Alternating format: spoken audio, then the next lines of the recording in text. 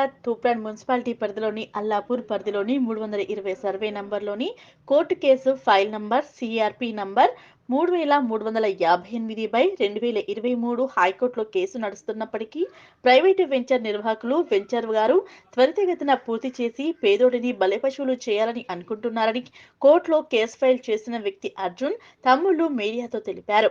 కాయ కష్టం చేసుకుని పేదోడి లక్షల రూపాయలు పెట్టి ప్లాట్లు కొనాలంటే చాలా కష్టమని, కోర్టు కేసులో నడుస్తున్నప్పటికీ వెంచర్ నిర్వాహకులు అమ్మడంపై తీవ్ర ఆగ్రహం వ్యక్తం చేశారు.